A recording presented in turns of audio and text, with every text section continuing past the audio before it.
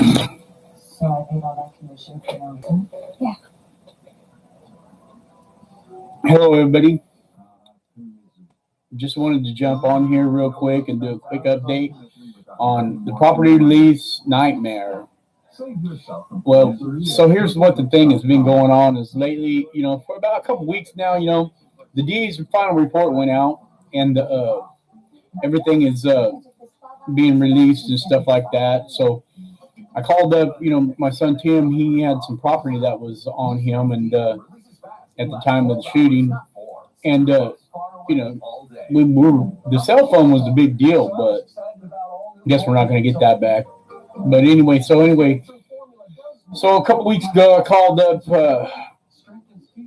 Thornton Police Department because they were the ones that actually did the investigation, and so all the evidence, everything was all over there at their place. They're pretty cool. I don't know. For what I talked to on the phone, they seem to be all right. They did, everything pretty good. I mean, it was real. They were nice, and even the gal that was behind that I talked to, she told me, she said, "Well, we don't have a problem releasing the personal property to you, but the only problem is Westminster's got has called it all back, and so." You'll have to contact them to get them to release it. But if they say yes, we can release it, and we just release it right there because I have Reagan right there. She could go get it, and it's not a big deal. It's not a big deal, man. It's just property, man. It's property that those my sons, and so then she did me a good favor. She said, "Well, you know what I'll do is I'll call over there to I'll send an email over there because it was a Friday, and I guess there was nobody working there on Fridays." She said, "I'll send an email over there. I have a friend of mine that works in the property department. His name's Dean, and he'll get a hold of you and get your property." So she did that and everything. Well, this guy Dean Villano, whatever his name is, he calls me up, and of course, first thing that comes out of his mouth is, "We're very sorry for your loss," and which to thank you. But then I start talking to him about the property. Then he's like sitting there telling me, "Well, we don't really have the property here, but we have to get it from Thornton, and we're under a big audit, or we're under some kind of audit right now, or Thornton's under an audit right now, and so we are too." And so I'm thinking, "Oh, okay, audit. I don't know what kind of audit they're doing." But so anyway, that was a couple weeks ago. But and you always said, "Well, I'll get back to you." But so today I'm sitting here and I'm doing some stuff on the computer, and I get this call from this guy, and he tells me his name and everything. And I'm always a pretty nice guy. I mean, I'm not going to be all wild and demanding and stuff, So I start talking to him about this. He goes, "Well, what I have here is, we have a bracelet, and then we have a ball cap." And he goes, "And that's pretty much it, that you have, that you're going to get and stuff like that." And I said, "Okay, well, I said, that's fine." I said, "Well, when it gets time for you to release that stuff, you just got through saying that it's going to be a couple of days. You had to talk to your higher ups to get it." I said, "Let me know, and then I'll coordinate with my representative there, Reagan Benson, and she'll come down there and she'll pick it up." He goes, "Reagan Benson, huh?" And I said, "Yeah, she's my representative there." And she goes, "Is he in relation to you?" And I said, "No, she's not related to me or anything. She's just a good friend of mine, and and that we've become friends after this short period of time." And he said, "Well, I just don't feel comfortable releasing this to somebody else, that's not in part of the family." And he's like, blah blah blah blah blah blah blah. So I'm not trying to argue with this guy over a baseball cap, So and he says, "Well, I'm going to call your son Tommy, and because he was wanting this information too." And I said, "Okay." So, but his thing was he wanted to put it in a box and send it to me in the mail. And it doesn't make sense for them to waste time and postage really to put it in the mail. It just takes time and money, and we have somebody right there that's going to pick it up. I mean, the DA didn't have a problem with Reagan picking up, the flash drive discovery down there, and they didn't have a problem with it. But these Westminster police, they just have a problem with that stuff, I guess. I don't know. I don't really understand that. So then I talked to Tommy, and Tommy was I guess he talked to him too, and they did the same thing to Tommy. It was like, well, we'll just put it in a box and we'll just send it to you. Can you turn the TV down? So anyway, Tommy didn't. So we talked to Reagan. I talked to Reagan. I was telling her on text messages, and she didn't like what she didn't like that at all.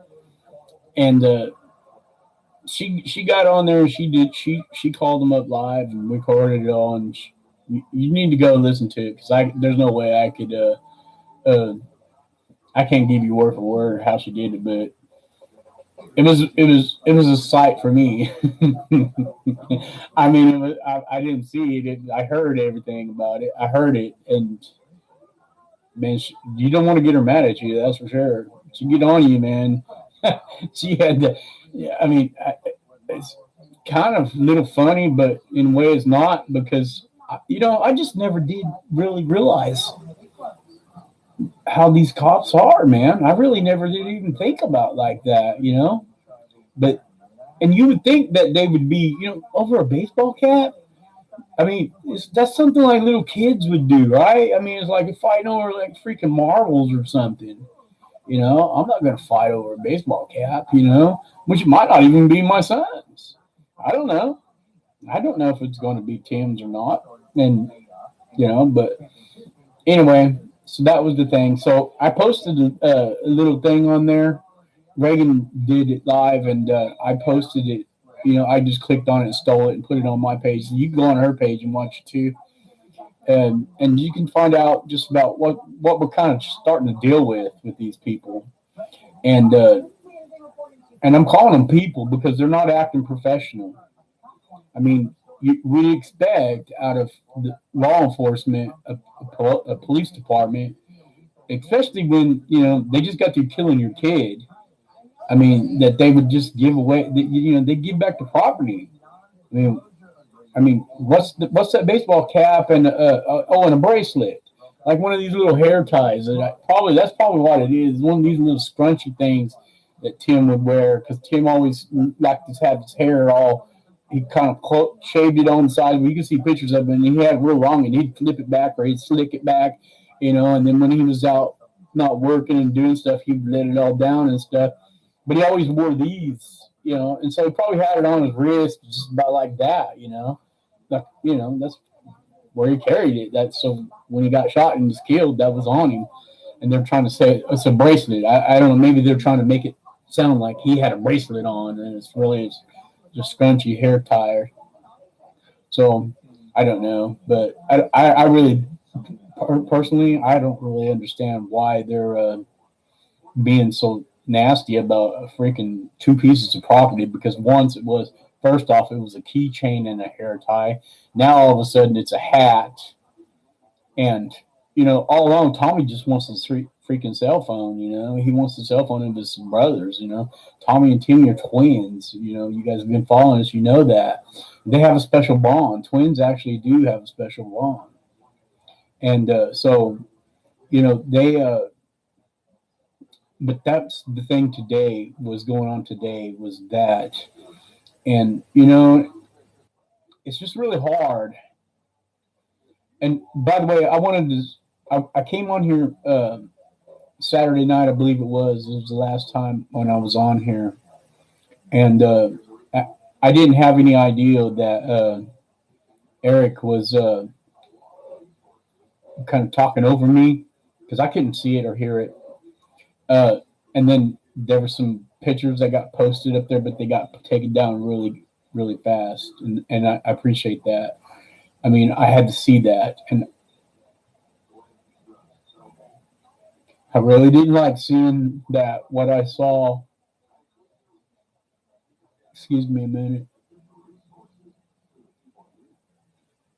I didn't want to picture my son that way. I don't ever want to look at none of those pictures, but I did. I got to see a glimpse of it, just a glimpse, and it made it so real that what these guys did to my son for nothing, for freaking nothing, man. I mean,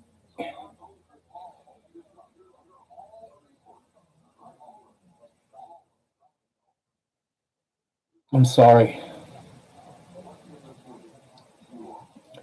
There was a there was so much wrong that day. There's so much, and I don't want to get on here, and I don't want you to feel sorry for me or anything. But we just need your support to continue to battle with this battle, man. Because I'll tell you, man, if you have kids, any of you have kids, I know you probably all you probably do because I'm not the only person that has kids, but you raise your kids and they're little, and you always fight for your kids no matter what, and that's your life, man. That's your life, and then you just see what these people can do, what they will do, or what they did do. You always tell your kids when they're growing up, because you're always afraid some weirdo's going to go kidnap them, or it's just all this stuff, man, that can happen to kids that you finally come to terms with when you start having kids and raising kids. And, it's hard, man. And then you tell your kids, if you're ever in trouble, go to the police. If you're ever in trouble, go to the police. I think on September 4th, that day, I think Timmy was going to the police. They never found the knife on him. In fact, there's some things, that he had a cell phone in his hand the whole freaking time. The phone was laying one about 1 or 2 feet away from his hand. He held that phone the whole time. He didn't have a knife, which they said he had a knife, and he busted in and was swinging. One version was he had a knife in this hand and in this hand. Now, how can he have a knife in this hand and this hand and be swinging it around in a cell phone? Was he magic? He can just have the cell phone?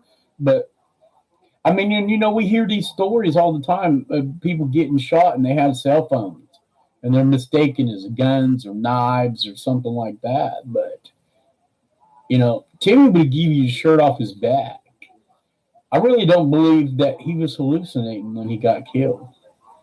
I don't believe that. I know he was hallucinating earlier that day, but I think that he was actually coming out, and I think that he was actually had his hands in the air, and that he was telling them to don't shoot, and Engelberg, that cop Engelberg, just blew him away. I mean, there's so much that Reagan has found out by going through these things, and and we can't really talk about a whole lot of it because and that's the sucky part about it all is you can't really talk about it because then you kind of blow it, and you give them more ammunition to do what they want to do. And if we're not safe in our own communities, especially by the police, we're in trouble, man. You know, and I'm not saying all police are bad because I know I've coached football for 17 years, and and a lot of it was youth football. I found my niche about the 15-year-old range, 14, 15-year-old range. I like that age level, and some of those kids have gone on and become cops and sheriff departments, and they're good cops, man. They go to school, they learn how to freaking take somebody down. There was a kid right across the street here. He walks around here all the time. He's a big dude. He's not a kid. He's a grown man. He's a big man, and he he walks around all the time. And he was walking over there, and here about 6 months ago, there was like a phone call that came up. He went crazy in there, and he beat up his mom, or he slapped his mom around, and he was beating up on his dad, and he was slapping around on his brother, and they called the police on him. And I'm not kidding. It's right here, right here on this corner of the street, right by my house. And 6 cop cars pulled up there, and they were on the loudspeaker, and they were yelling at him, "Justin, come out, put your hands up." This kid came out the house with his hands up all right, but he had a freaking knife and he was crazy that day and he was going after the cops and they beanbagged him, knocked him down to the ground, then tased him and handcuffed him, put him in the cop car, took him away. The next day, you seen the kid walking up and down the street. I mean, they didn't shoot him, and he came out of that house, and he did come after the cops. But that's just the difference between, if your loved one goes out there and gets in trouble with the police, you would hope that the way it would happen to them. If they're out there breaking the law and disturbing the peace and doing something bad to harm other people, yeah, take them to jail. Get them some help. Timmy didn't need to go. He didn't need to die over what he did. I mean, even if he did break into a house, which he didn't. I mean, we're talking about a kid that's worked his life. He worked all the time, and he had money. He earned everything that he got, and we're. But anyway, I'm telling you, I'm sorry that Eric put them pictures up on there. I don't know if any of you seen them or not. I really didn't want the public to see all that, and I didn't get to see a whole lot of it, but I seen enough to know that Timmy didn't deserve that. And I wanted to get on here tonight and tell some good stories, but this is just what's come up in my mind right now. This is what's come up on my mind, and it's been on my mind since Saturday night, since that happened. And I don't. Nobody should ever have to see their child like that. Their kid, their love. That we love our kids. Nobody should ever have to see that of their kid. I mean, that image just kind of burned in my mind, and that just shows me. That just goes to show me that Officer Engelberg. I can't even get his first name. Louis Engelberg. That guy, he doesn't need to be a cop. And I can't believe the DA didn't charge him for that, because all the information that we know now and stuff like that, and we're getting in more information and more information. It's just apparent that they just sucked my son's case up on a shelf and waited 6 months to kick it out. I mean, you go September 4th all the way up till we just got it like a couple weeks ago. It's pretty dang close to 6 months, and they probably didn't even dust it off. I mean, just sit there on their desk, because there's no way that they could even read the bogus report that we got. The report that you guys read online, that you go on their website and read that's such a bogus report. You read that and you find all kinds of mistakes in that. Just imagine the district attorney's report, that their files. There's way more than that. That just blows me away. That totally blows me away. And I'm not ever going to be looking at any of those pictures. So, I don't want them. I have them, and I don't want to. I'm not going to look at that, because to me, my son Timmy, he's still with me. I feel him sometimes. Sometimes I think I can hear him talking to me, and I know that might be part of grieving. But I still feel him around every once in a while. And just little sayings and stuff that he does, that he would say. But, it's really hard, and it's going to be hard for a long time. And my daughter, Nicole, she's taken this really bad. Tommy, his brother, he's taken it really bad, but Tommy holds it in. Tommy doesn't, he doesn't, let it out. Like, they're twins.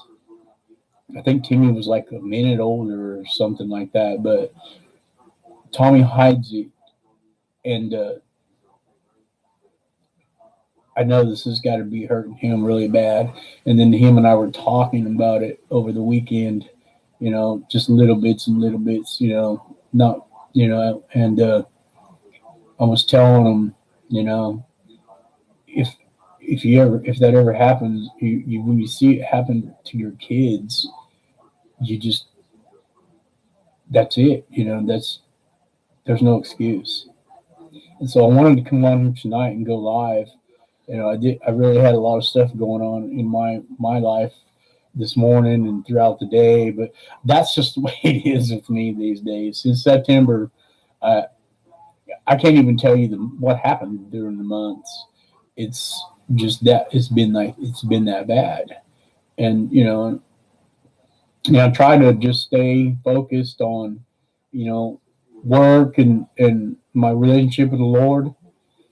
That is what's helped me so much, and I just wanted to come on here and give you an update on that. I can't believe they're arguing. They don't want to release a freaking baseball cap.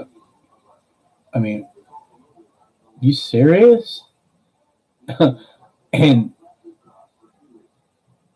I heard that if you go on Reagan's page and you click on that video that she did it's a video, but it's just her talking. It's the recording, and you can hear it. You probably already heard it.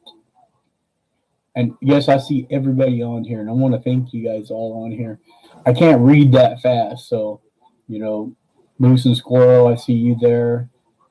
You know, uh, Joneson, I see you there.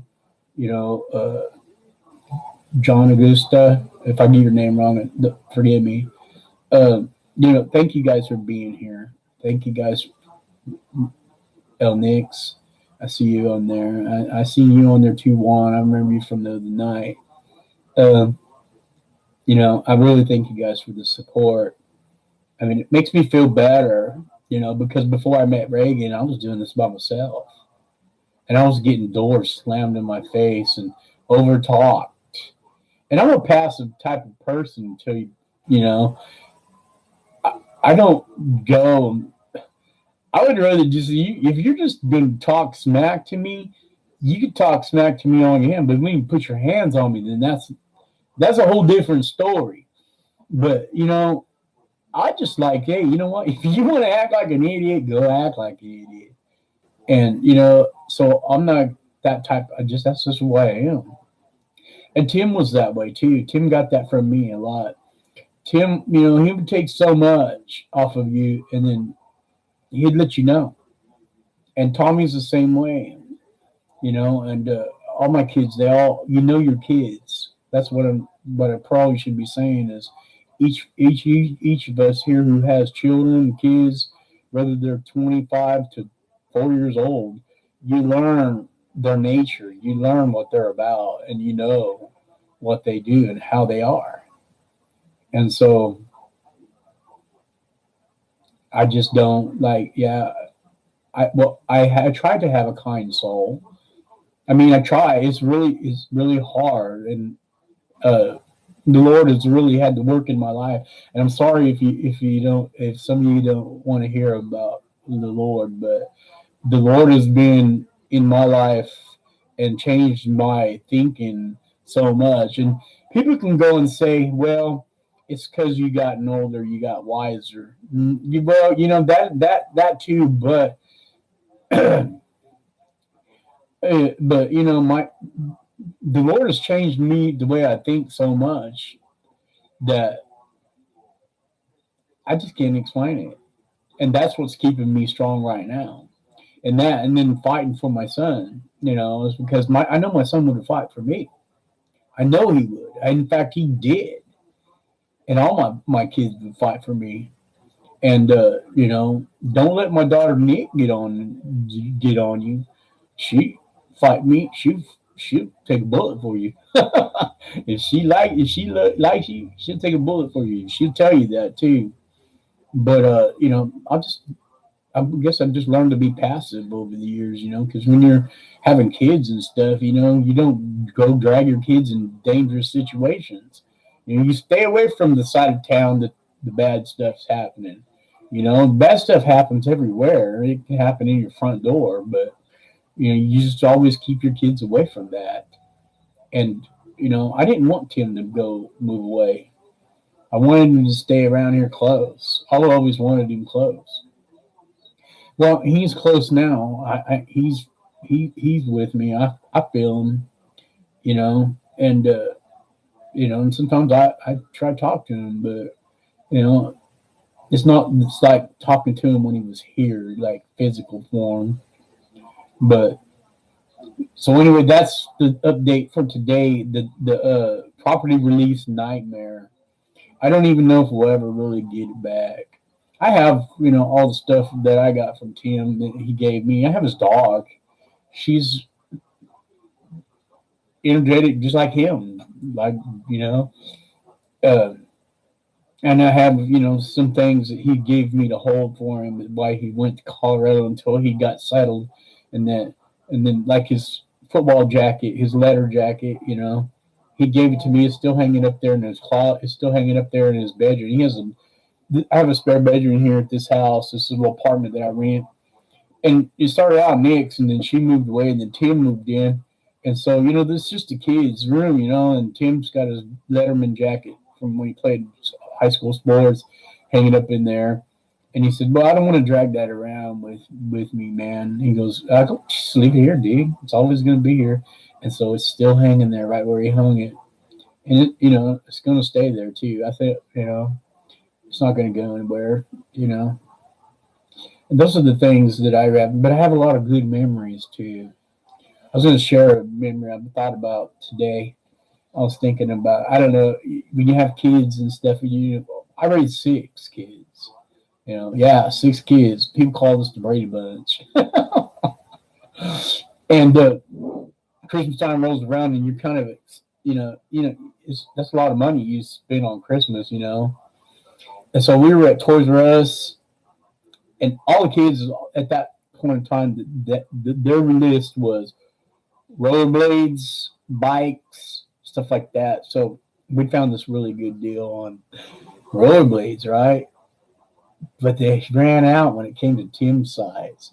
So I bought him size. They were kind of big, They were actually 2 times his size. But the rollerblades, they strap up on your feet really good. And I think we got 2 pair for like $25. I mean, and they were decent rollerblades too. And then so Christmas came and gave him to Tim, and he was only about 7 or 8 years old at the time, and it might have been 9.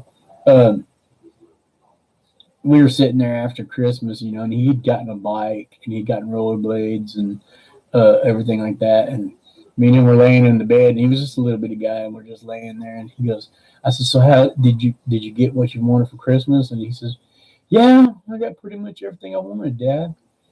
And then he goes, "Hey, Dad, how come my rollerblades are so long?" He goes, "Man, they're like that much longer than us." And I just laugh every time I hear that. I used to share that story a lot because that's what I remember is those times to when the kids are little, and I have those memories with every one of my kids. That when they're little, you have just have those memories, and those are never going to leave. You know, rollerblades, yeah, too long, Dad. Yeah, that's what he said. But them guys, them rollerblades, they could be a little bit long because they strap on your feet really good. And he had a fun with them. He liked them. He loved them, man. And that's just how he was. He was Timmy's the kind of kid that, man, he's just a happy-go-lucky kid when he was growing up. Never complained too much about stuff. And when he got older, he worked for everything that he had, and he worked for everything that he had in his bank account, everything that he has now. That kid earned it, you know. So anyway, I just wanted to come on here and kind of give an update. Now, I don't want to stay away for a couple weeks at a time. Like now I got a camera and I finally learned how to do this. And I just want to thank you guys for coming here and thank you guys for all your support. I really, really appreciate it because now I'm not just walking around doing stuff and thinking about stuff on my own. You know, now I've got some backup, and that goes a long ways. And so I don't want to sit here and just keep babbling on and taking up all your time, but I did want to share that little story with you today. And I'll come on here and give you more updates on what I can and can't release. Can't release a whole lot of stuff right now because things are kind of in the wash about which way this is going to go. This is going to go. We don't know, but I do know that justice for Timmy will get served. I do know that. I mean, it's not going to bring him back to where I can, give him a hug and tell him I love him, but it's going to, I know he would want this. And he didn't do what they said he did. And I knew that all along. And I think said something back earlier. Yeah, thank you, Jones. It does help to be surrounded by great people. And you guys are all great people, and thank you. So, anyway, just keep coming back. Thank you. And I'm going to get off here now. Good night. Thank you for joining in on me.